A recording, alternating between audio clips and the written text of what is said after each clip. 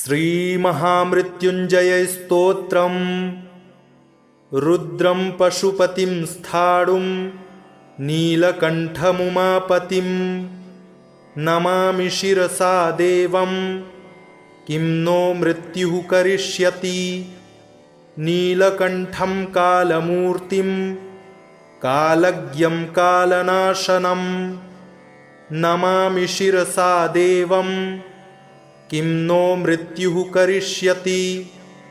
नीलकण्ठं विरूपाक्षं निर्मलं निलयप्रदं नमामि शिरसा देवं किं नो मृत्युः करिष्यति। वामदेवं महादेवं लोकनाथं जगद्गुरुं नमामि शिरसा देवं किं नो मृत्युः करिष्यति। देवदेवं जगन्नाथं देवेशं वृषभध्वजं नमामि शिरसा देवं किं नो मृत्युः करिष्यति। गंगाधरं महादेवं सर्वाभरणभूषितं नमामि शिरसा देवं किं नो मृत्युः करिष्यति। त्र्यक्षं चतुर्भुजं शान्तं जटामुकुटधारिणं नमामि शिरसा देवं किं नो मृत्युः करिष्यति।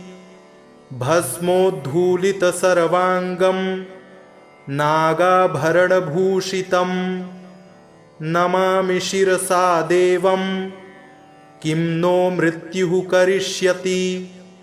अनन्तमव्ययं शान्तम् अक्षमालाधरं हरं नमामि शिरसा देवं किं नो मृत्युः करिष्यति। आनन्दं परमं नित्यं कैवल्यपददायिनं नमामि शिरसा देवं किं नो मृत्युः करिष्यति। अर्धनारीश्वरं देवं पार्वतीप्राणनायकं नमामि शिरसा देवं किं नो मृत्युः करिष्यति। प्रलयस्थितिकर्तार मादिकर्तारमीश्वरं नमामि शिरसा देवं किं नो मृत्युः करिष्यति। व्योमकेशं विरूपाक्षं चन्द्रार्धकृतशेखरं नमामि शिरसा देवं किं नो मृत्युः करिष्यति। गंगाधरं शशिधरं शङ्करं शूलपाणिनं नमामि शिरसा देवं किं नो मृत्युः करिष्यति। अनाथः परमानन्दं कैवल्यः पदगामिनं नमामि शिरसा देवं किं नो मृत्युः करिष्यति। स्वर्गापवर्गदातारं सृष्टिस्थित्यन्तकारिणं नमामि शिरसा देवं किं नो मृत्युः करिष्यति। कल्पायुर्देहि मे पुण्यं यावदायुररोगतां नमामि शिरसा देवं किं नो मृत्युः करिष्यति। शिवेशानां महादेवं वामदेवं सदाशिवं नमामि शिरसा देवं किं नो मृत्युः करिष्यति।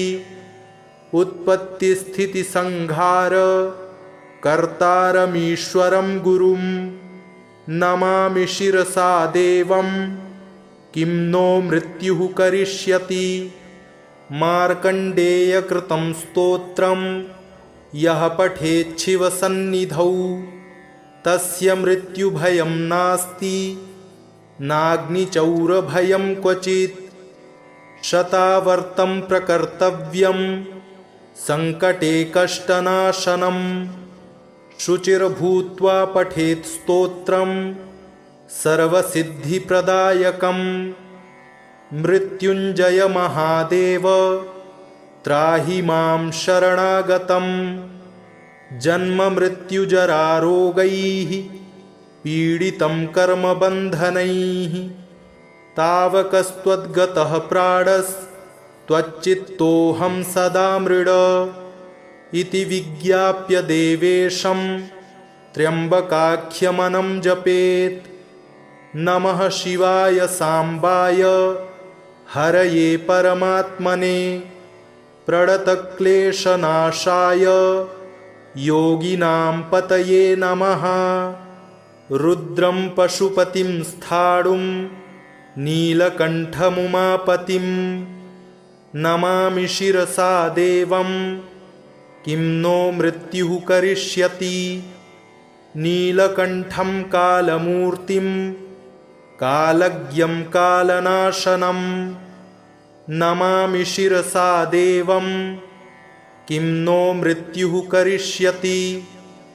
नीलकण्ठं विरूपाक्षं निर्मलं निलयप्रदं नमामि शिरसा देवं किं नो मृत्युः करिष्यति। वामदेवं महादेवं लोकनाथं जगद्गुरुं नमामि शिरसा देवं किं नो मृत्युः करिष्यति। देवदेवं जगन्नाथं देवेशं वृषभध्वजं नमामि शिरसा देवं किं नो मृत्युः करिष्यति। गंगाधरं महादेवं सर्वाभरणभूषितं नमामि शिरसा देवं किं नो मृत्युः करिष्यति। त्र्यक्षं चतुर्भुजं शान्तं जटामुकुटधारिणं नमामि शिरसा देवं किं नो मृत्युः करिष्यति। भस्मोद्धूलितसर्वाङ्गं नागाभरणभूषितं नमामि शिरसा देवं किं नो मृत्युः करिष्यति। अनन्तमव्ययं शान्तम् अक्षमालाधरं हरं नमामि शिरसा देवं किं नो मृत्युः करिष्यति। आनन्दं परमं नित्यं कैवल्यपददायिनं नमामि शिरसा देवं किं नो मृत्युः करिष्यति। अर्धनारीश्वरं देवं पार्वतीप्राणनायकं नमामि शिरसा देवं किं नो मृत्युः करिष्यति।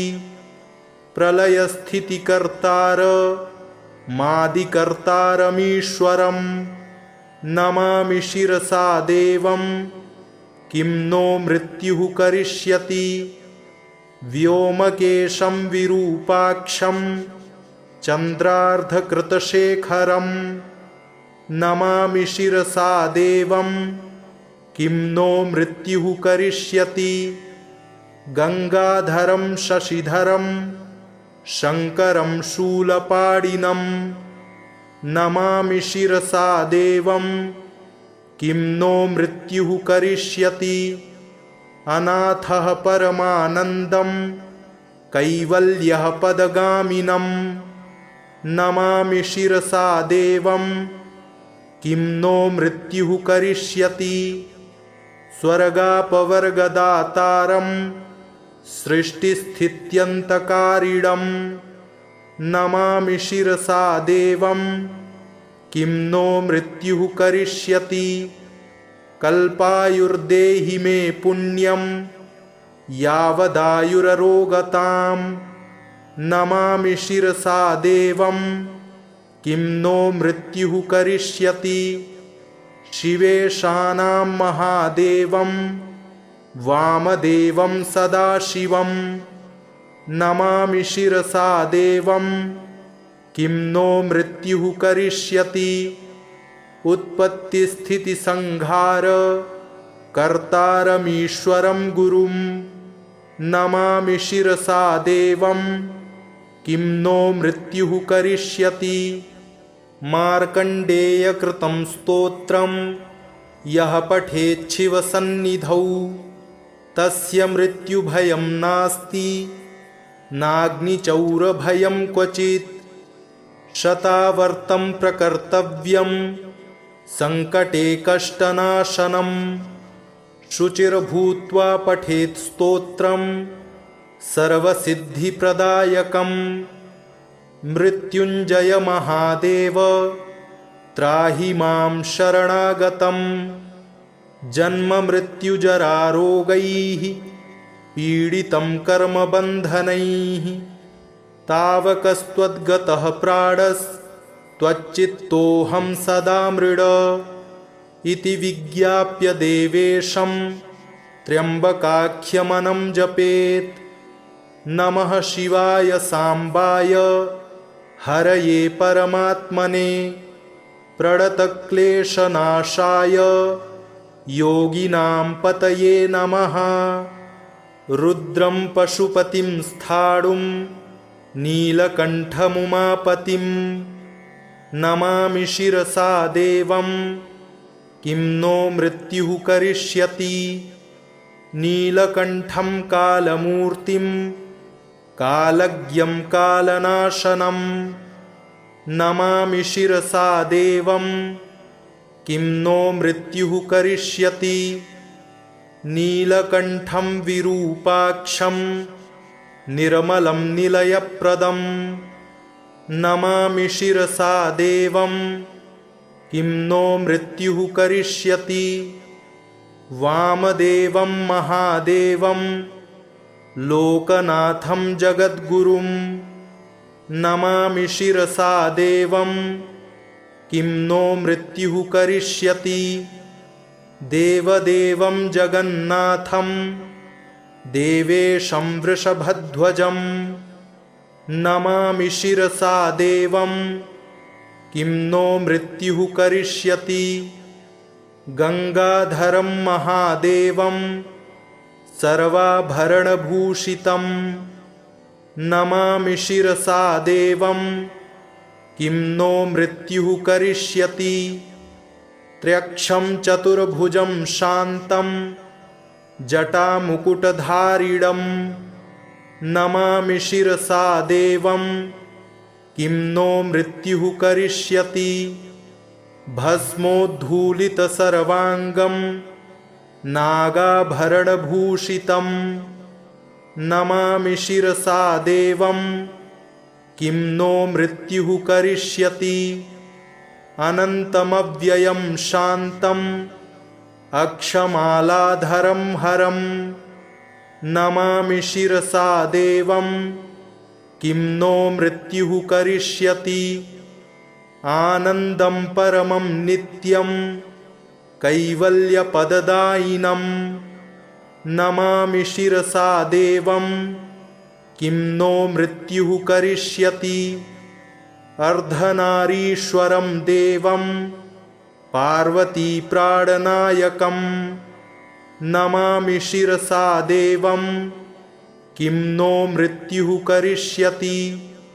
प्रलयस्थितिकर्तार मादिकर्तारमीश्वरं नमामि शिरसा देवं किं नो मृत्युः करिष्यति। व्योमकेशं विरूपाक्षं चन्द्रार्धकृतशेखरं नमामि शिरसा देवं किं नो मृत्युः करिष्यति।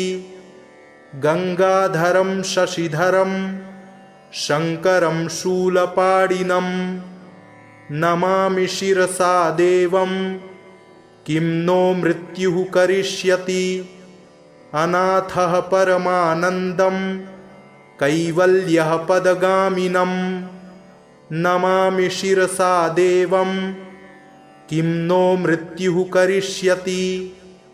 स्वर्गापवर्गदातारं सृष्टिस्थित्यन्तकारिणं नमामि शिरसा देवं किं नो मृत्युः करिष्यति। कल्पायुर्देहि मे पुण्यं यावदायुररोगतां नमामि शिरसा देवं किं नो मृत्युः करिष्यति शिवेशानां महादेवं वामदेवं सदाशिवं नमामि शिरसा देवं किं नो मृत्युः करिष्यति उत्पत्तिस्थितिसंहार कर्तारमीश्वरं गुरुं नमामि शिरसा देवं किं नो मृत्युः करिष्यति मार्कण्डेयकृतं स्तोत्रं यः पठेच्छिवसन्निधौ तस्य मृत्युभयं नास्ति नाग्निचौरभयं क्वचित् शतावर्तं प्रकर्तव्यं संकटे कष्टनाशनं शुचिर्भूत्वा पठेत् स्तोत्रं सर्वसिद्धिप्रदायकं मृत्युञ्जय महादेव त्राहि मां शरणागतं जन्ममृत्युजरारोगैः पीडितं कर्मबन्धनैः तावकस्त्वद्गतः प्राणस्त्वच्चित्तोऽहं सदा मृड इति विज्ञाप्य देवेशं त्र्यम्बकाख्यमनं जपेत् नमः शिवाय सांबाय हरये परमात्मने प्रणतक्लेशनाशाय योगिनां पतये नमः रुद्रं पशुपतिं स्थाणुं नीलकण्ठमुमापतिं नमामि शिरसा देवं किं नो मृत्युः करिष्यति नीलकण्ठं कालमूर्तिं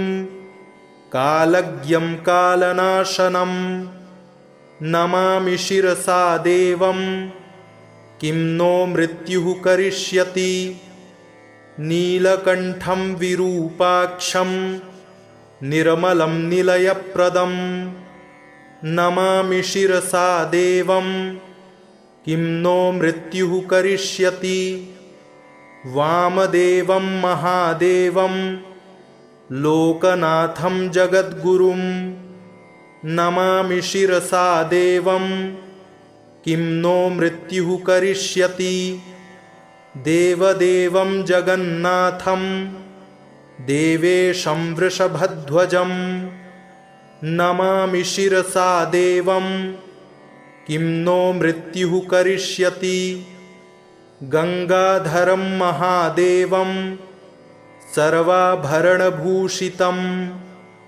नमामि शिरसा देवं किं नो मृत्युः करिष्यति त्र्यक्षं चतुर्भुजं शान्तं जटामुकुटधारिणं नमामि शिरसा देवं किं नो मृत्युः करिष्यति भस्मोद्धूलितसर्वाङ्गं नागाभरणभूषितं नमामि शिरसा देवं किं नो मृत्युः करिष्यति अनन्तमव्ययं शान्तं अक्षमालाधरं हरं नमामि शिरसा देवं किं नो मृत्युः करिष्यति आनन्दं परमं नित्यं कैवल्यपददायिनं नमामि शिरसा देवं किं नो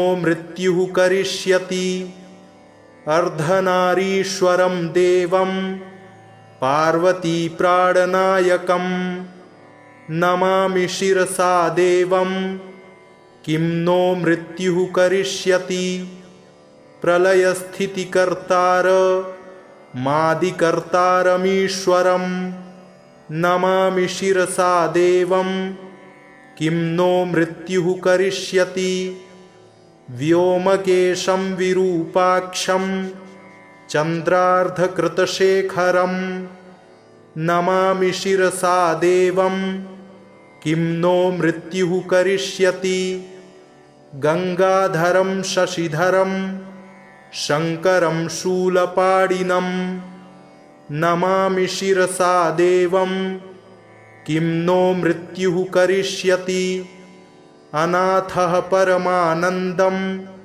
कैवल्यः पदगामिनं नमामि शिरसा देवं किं नो मृत्युः करिष्यति स्वर्गापवर्गदातारं सृष्टिस्थित्यन्तकारिणं नमामि शिरसा देवं किं नो मृत्युः करिष्यति कल्पायुर्देहि मे पुण्यं यावदायुररोगतां नमामि शिरसा देवं किं नो मृत्युः करिष्यति शिवेशानां महादेवं वामदेवं सदाशिवं नमामि शिरसा देवं किं नो मृत्युः करिष्यति उत्पत्तिस्थितिसंहार कर्तारमीश्वरं गुरुं नमामि शिरसा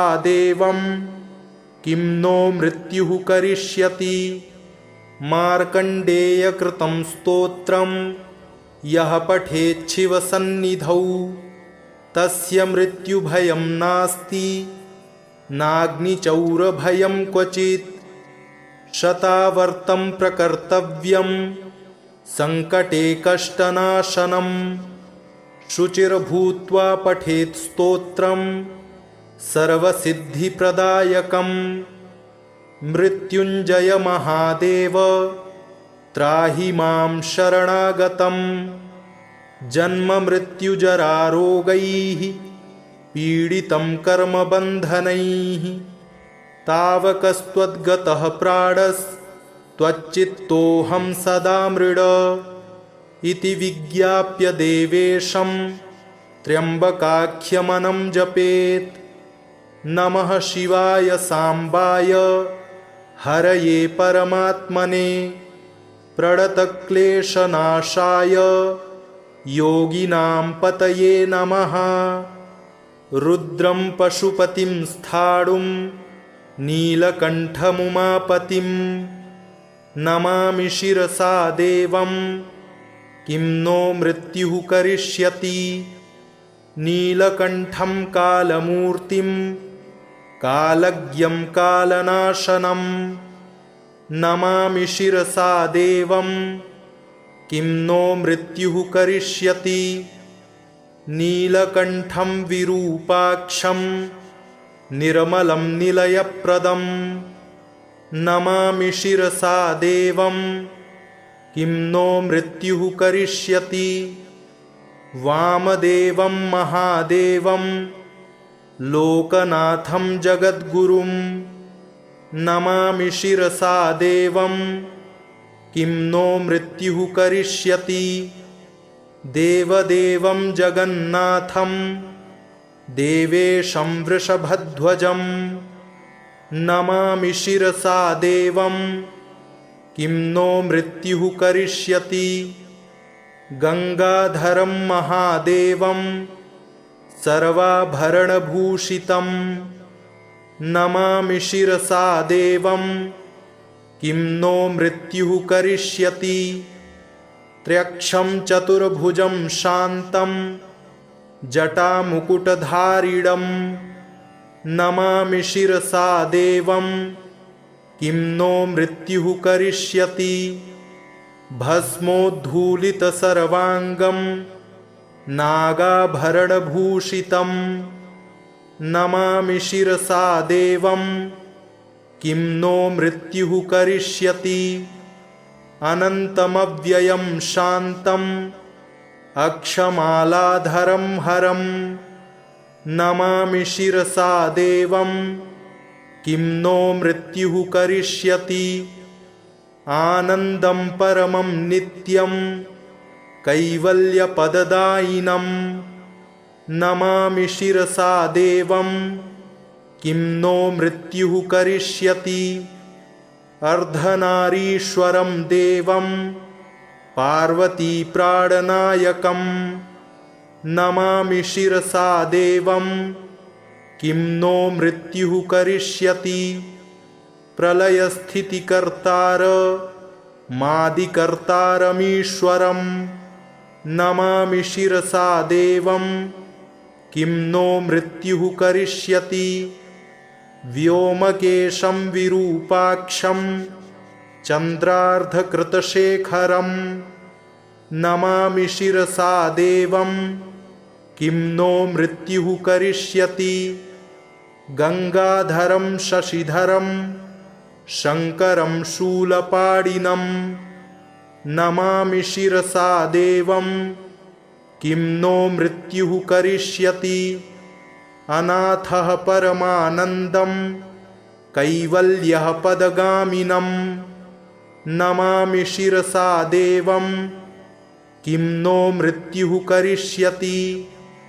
स्वर्गापवर्गदातारं सृष्टिस्थित्यन्तकारिणं नमामि शिरसा देवं किं नो मृत्युः करिष्यति।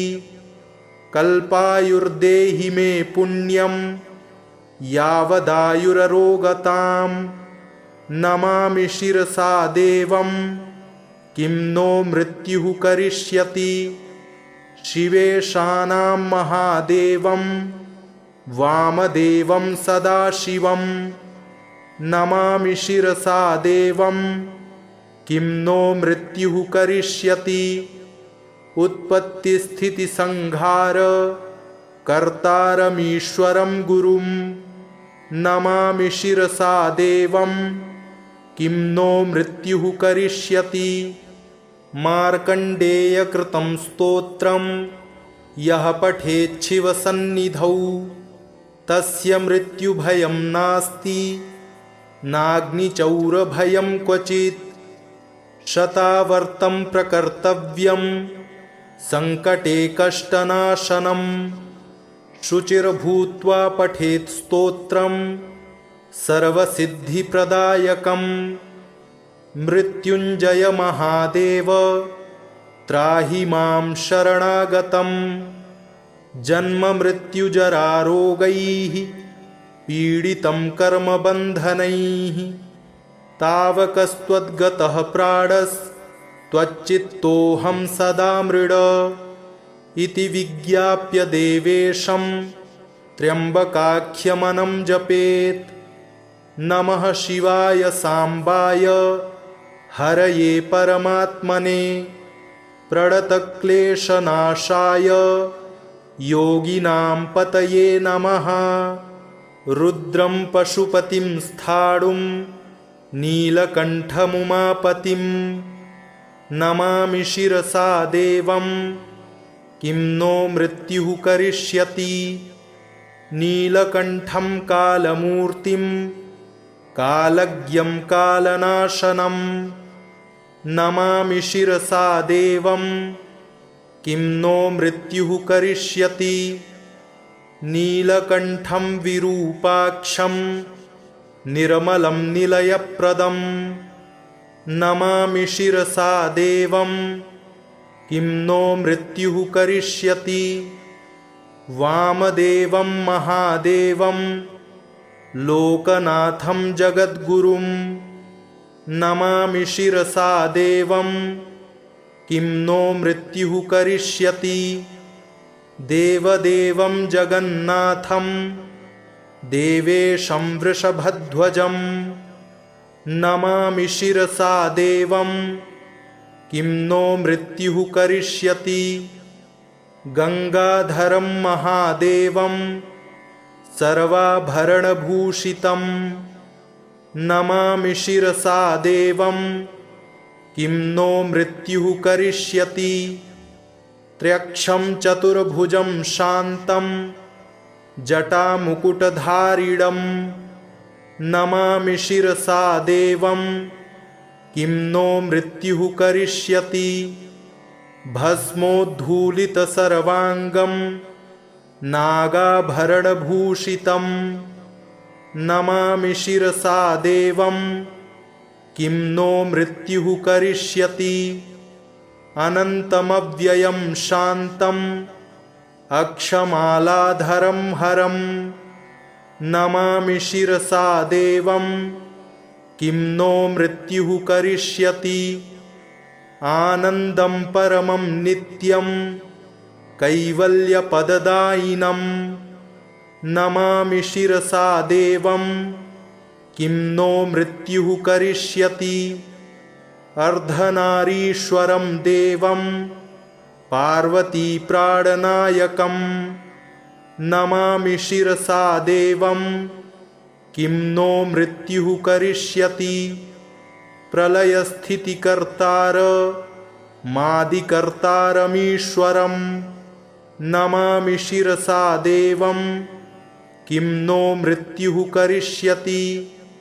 व्योमकेशं विरूपाक्षं चन्द्रार्धकृतशेखरं नमामि शिरसा देवं किं नो मृत्युः करिष्यति। गंगाधरं शशिधरं शंकरं शूलपाणिनं नमामि शिरसा देवं किं नो मृत्युः करिष्यति। अनाथः परमानन्दं कैवल्यः पदगामिनं नमामि शिरसा देवं किं नो मृत्युः करिष्यति। स्वर्गापवर्गदातारं सृष्टिस्थित्यन्तकारिणं नमामि शिरसा देवं किं नो मृत्युः करिष्यति। कल्पायुर्देहि मे पुण्यं यावदायुररोगतां नमामि शिरसा देवं किं नो मृत्युः करिष्यति। शिवेशानां महादेवं वामदेवं सदाशिवं नमामि शिरसा देवं किं नो मृत्युः करिष्यति। उत्पत्तिस्थितिसंहार कर्तारमीश्वरं गुरुं नमामि शिरसा देवं किं नो मृत्युः करिष्यति। मार्कण्डेयकृतं स्तोत्रं यः पठेच्छिवसन्निधौ तस्य मृत्युभयं नास्ति नाग्निचौरभयं क्वचित्।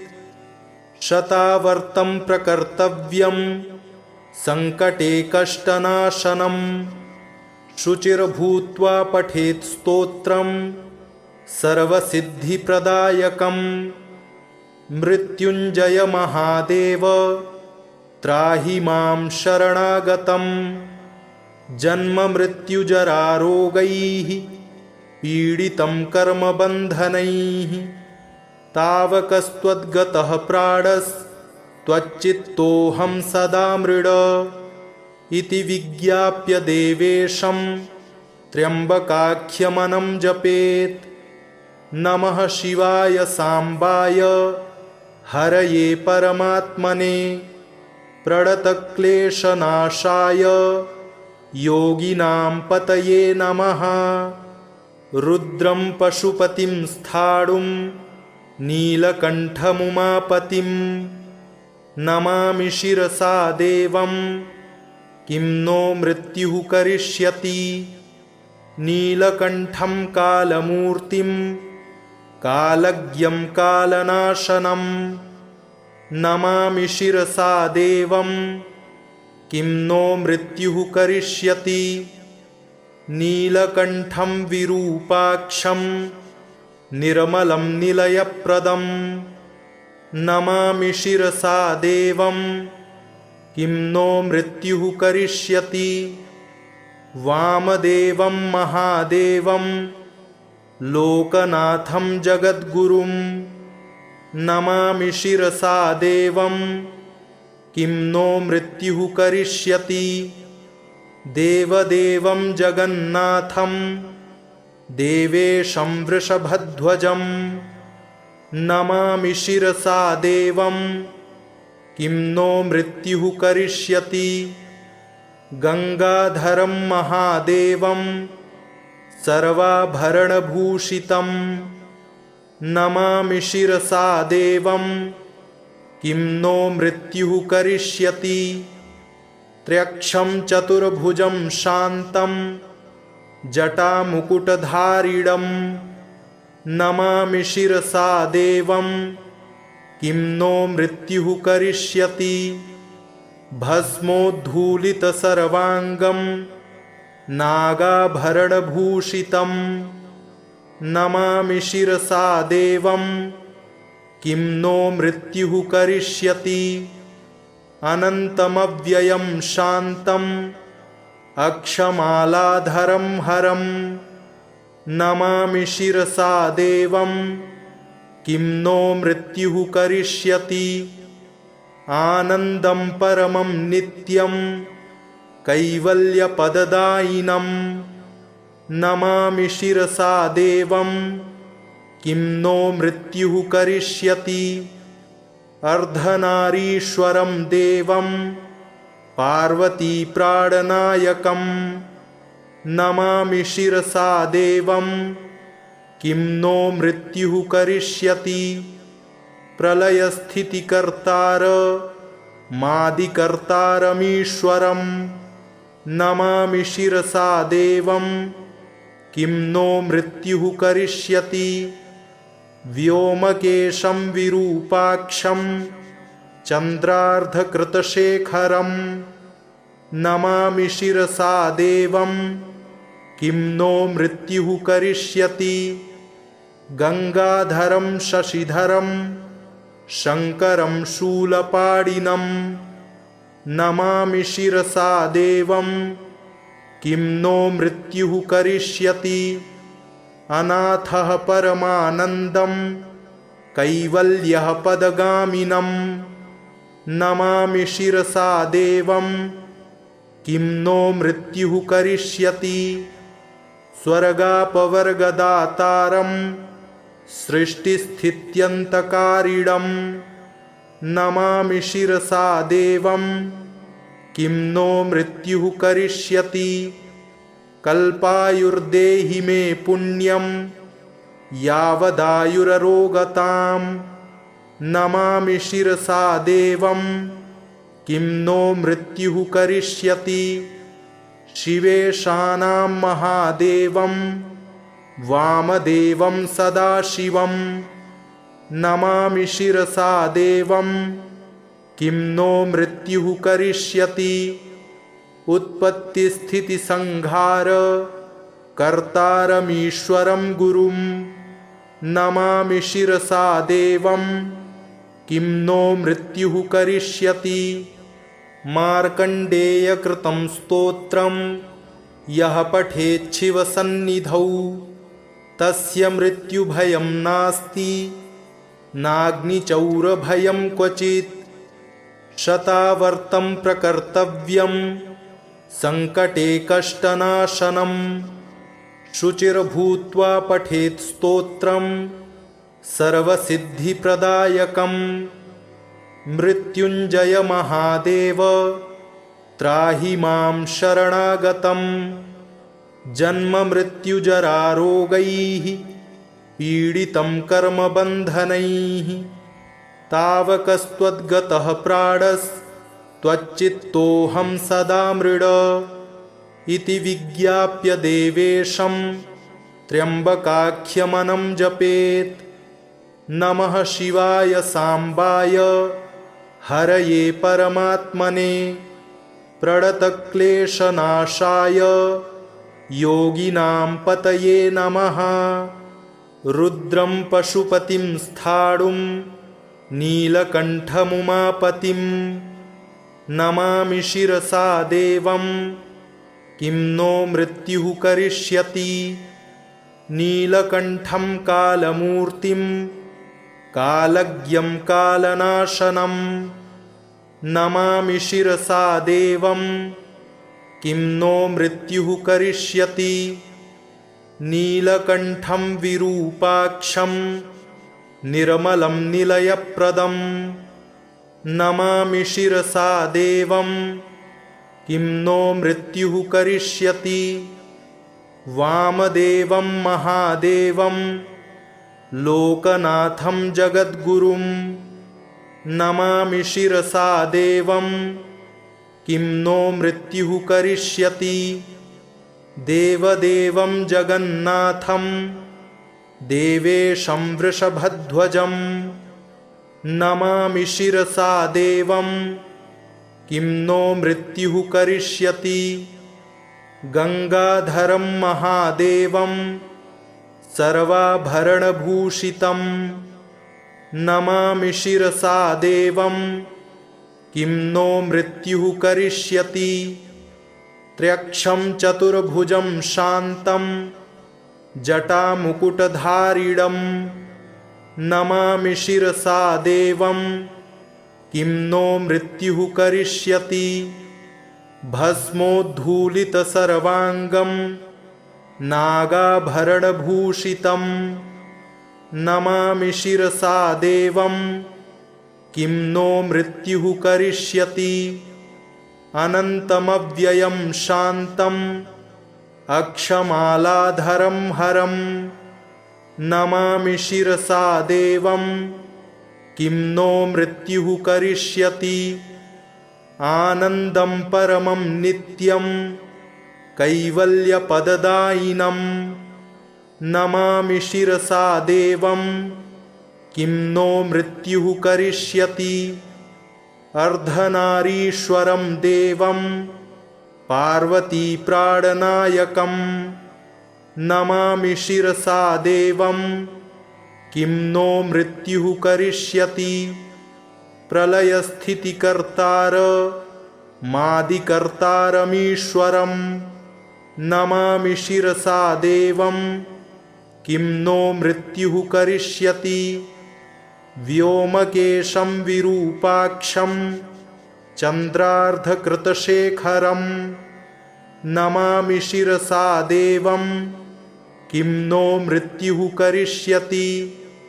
गंगाधरं शशिधरं शङ्करं शूलपाणिनं नमामि शिरसा देवं किं नो मृत्युः करिष्यति।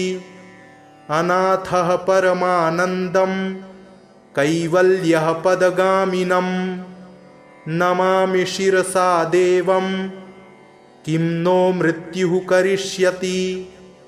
स्वर्गापवर्गदातारं सृष्टिस्थित्यन्तकारिणं नमामि शिरसा देवं किं नो मृत्युः करिष्यति।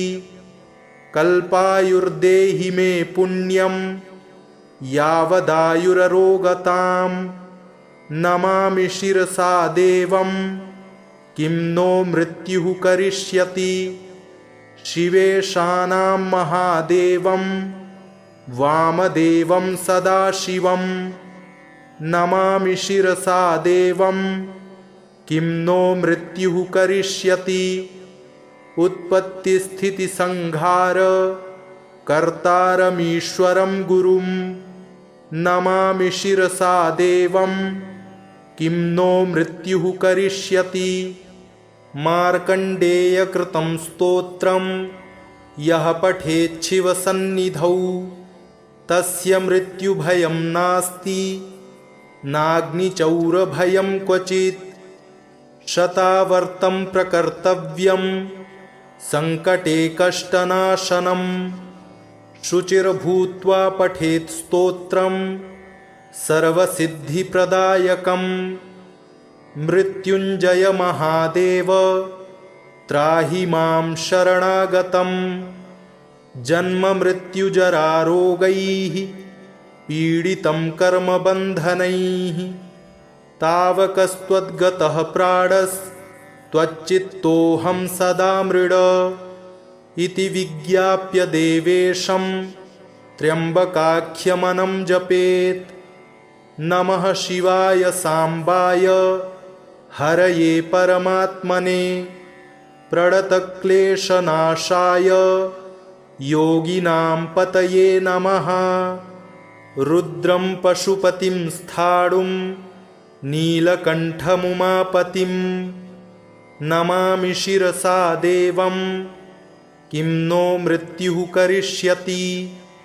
नीलकण्ठं कालमूर्तिं कालज्ञं कालनाशनं नमामि शिरसा देवं किं नो मृत्युः करिष्यति। नीलकण्ठं विरूपाक्षं निर्मलं निलयप्रदं नमामि शिरसा देवं किं नो मृत्युः करिष्यति। वामदेवं महादेवं लोकनाथं जगद्गुरुं नमामि शिरसा देवं किं नो मृत्युः करिष्यति। देवदेवं जगन्नाथं देवेशं वृषभध्वजं नमामि शिरसा देवं किं नो मृत्युः करिष्यति। गंगाधरं महादेवं सर्वाभरणभूषितं नमामि शिरसा देवं किं नो मृत्युः करिष्यति। त्र्यक्षं चतुर्भुजं शान्तं जटामुकुटधारिणं नमामि शिरसा देवं किं नो मृत्युः करिष्यति। भस्मोद्धूलितसर्वाङ्गं नागाभरणभूषितं नमामि शिरसा देवं किं नो मृत्युः करिष्यति। अनन्तमव्ययं शान्तम् अक्षमालाधरं हरं नमामि शिरसा देवं किं नो मृत्युः करिष्यति। आनन्दं परमं नित्यं कैवल्यपददायिनं नमामि शिरसा देवं किं नो मृत्युः करिष्यति। अर्धनारीश्वरं देवं पार्वतीप्राणनायकं नमामि शिरसा देवं किं नो मृत्युः करिष्यति। प्रलयस्थितिकर्तार मादिकर्तारमीश्वरं नमामि शिरसा देवं किं नो मृत्युः करिष्यति। व्योमकेशं विरूपाक्षं चन्द्रार्धकृतशेखरं नमामि शिरसा देवं किं नो मृत्युः करिष्यति। गंगाधरं शशिधरं शङ्करं शूलपाणिनं नमामि शिरसा देवं किं नो मृत्युः करिष्यति। अनाथः परमानन्दं कैवल्यः पदगामिनं नमामि शिरसा देवं किं नो मृत्युः करिष्यति। स्वर्गापवर्गदातारं सृष्टिस्थित्यन्तकारिणं नमामि शिरसा देवं किं नो मृत्युः करिष्यति। कल्पायुर्देहि मे पुण्यं यावदायुररोगतां नमामि शिरसा देवं किं नो मृत्युः करिष्यति। शिवेशानां महादेवं वामदेवं सदाशिवं नमामि शिरसा देवं किं नो मृत्युः करिष्यति। उत्पत्तिस्थितिसंहार कर्तारमीश्वरं गुरुं नमामि शिरसा देवं किं नो मृत्युः करिष्यति। मार्कण्डेयकृतं स्तोत्रं यः पठेच्छिवसन्निधौ तस्य मृत्युभयं नास्ति नाग्निचौरभयं क्वचित्। शतावर्तं प्रकर्तव्यं संकटे कष्टनाशनं शुचिर्भूत्वा पठेत् स्तोत्रं सर्वसिद्धिप्रदायकं। मृत्युञ्जय महादेव त्राहि मां शरणागतं जन्ममृत्युजरारोगैः पीडितं कर्मबन्धनैः। तावकस्त्वद्गतः प्राणस्त्वच्चित्तोऽहं सदा मृड इति विज्ञाप्य देवेशं त्र्यम्बकाख्यमनं जपेत्।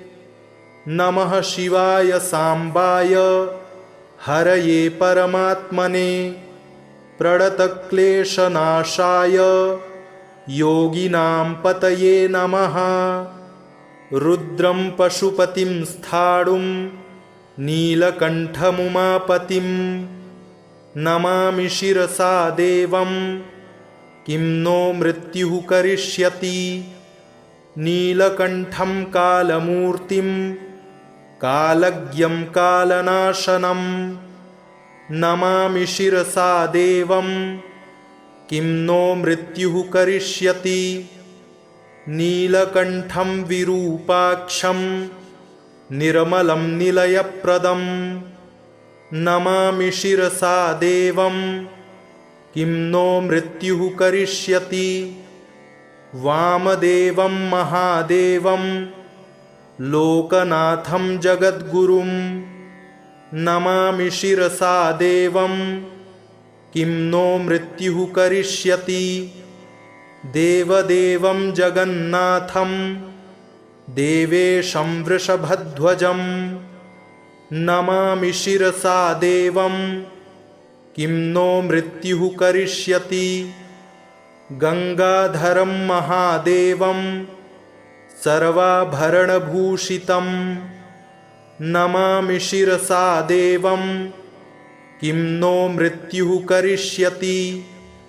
त्र्यक्षं चतुर्भुजं शान्तं जटामुकुटधारिणं नमामि शिरसा देवं किं नो मृत्युः करिष्यति।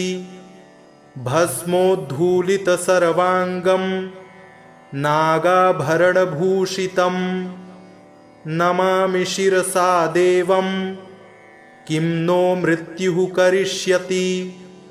अनन्तमव्ययं शान्तम् अक्षमालाधरं हरं नमामि शिरसा देवं किं नो मृत्युः करिष्यति।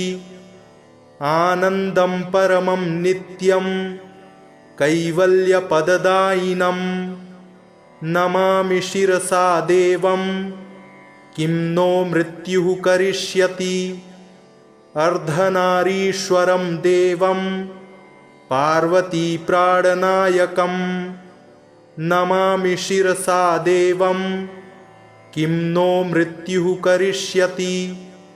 प्रलयस्थितिकर्तार मादिकर्तारमीश्वरं नमामि शिरसा देवं किं नो मृत्युः करिष्यति। व्योमकेशं विरूपाक्षं चन्द्रार्धकृतशेखरं नमामि शिरसा देवं किं नो मृत्युः करिष्यति।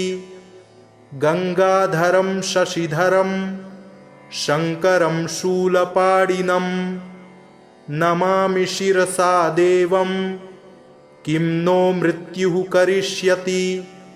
अनाथः परमानन्दं कैवल्यः पदगामिनं नमामि शिरसा देवं किं नो मृत्युः करिष्यति। स्वर्गापवर्गदातारं सृष्टिस्थित्यन्तकारिणं नमामि शिरसा देवं किं नो मृत्युः करिष्यति।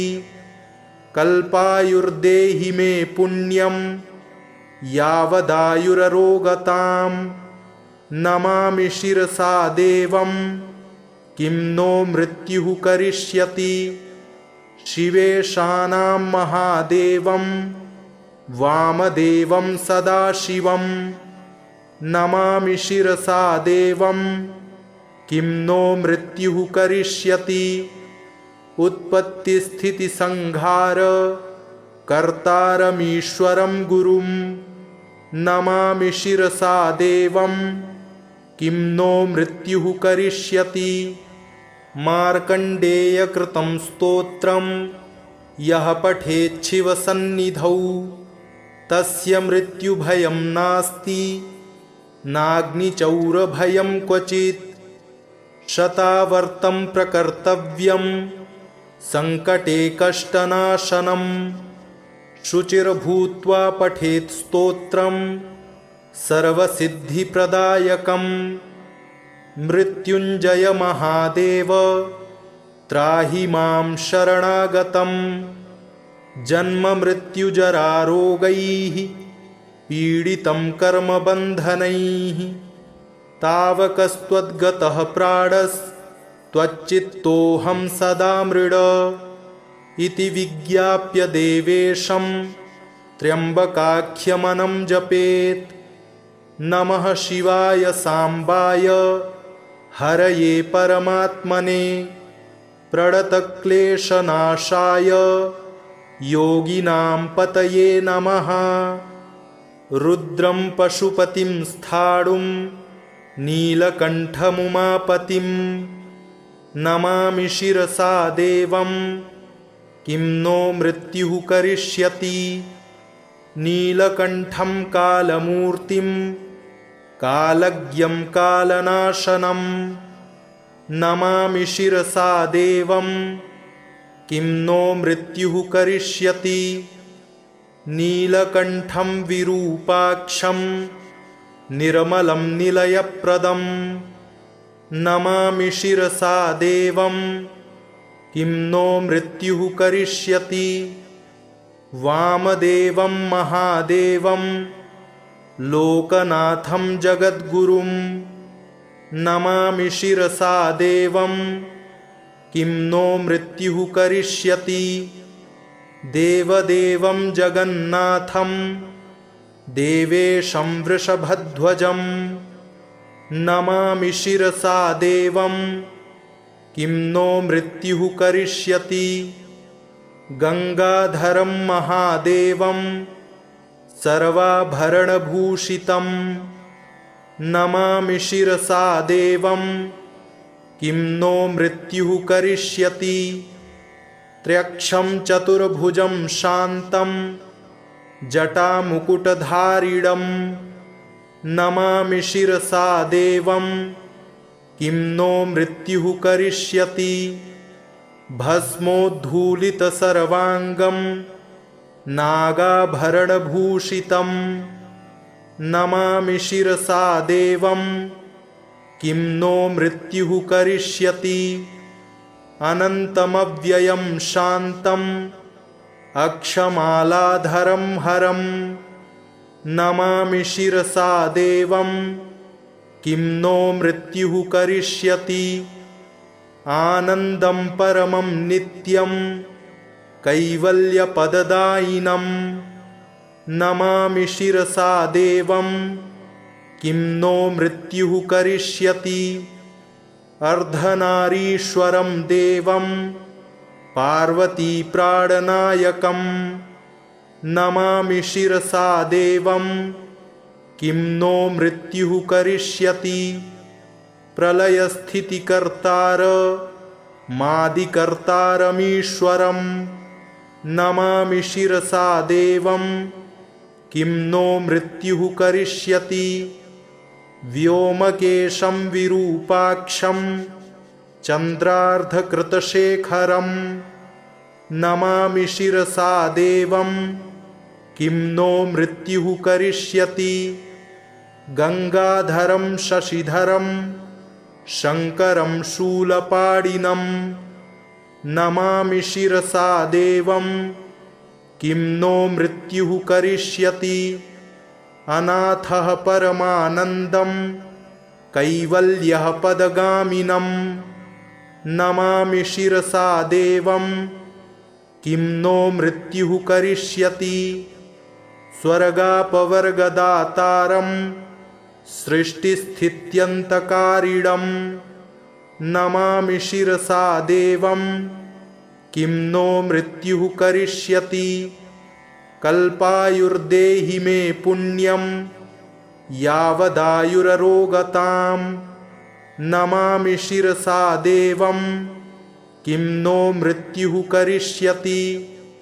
शिवेशानां महादेवं वामदेवं सदाशिवं नमामि शिरसा देवं किं नो मृत्युः करिष्यति।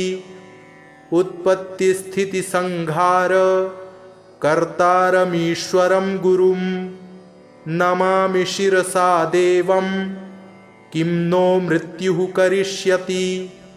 मार्कण्डेयकृतं स्तोत्रं यः पठेच्छिवसन्निधौ तस्य मृत्युभयं नास्ति नाग्निचौरभयं क्वचित् शतावर्तं प्रकर्तव्यं सङ्कटे कष्टनाशनं शुचिर्भूत्वा पठेत् स्तोत्रं सर्वसिद्धिप्रदायकं मृत्युञ्जय महादेव त्राहि मां शरणागतं जन्ममृत्युजरारोगैः पीडितं कर्मबन्धनैः तावकस्त्वद्गतः प्राणस्त्वच्चित्तोऽहं सदा मृड इति विज्ञाप्य देवेशं त्र्यम्बकाख्यमनं जपेत्। नमः शिवाय साम्बाय हरये परमात्मने प्रणतक्लेशनाशाय योगिनां पतये नमः। इति श्रीमहामृत्युञ्जय स्तोत्रम् सम्पूर्णम्।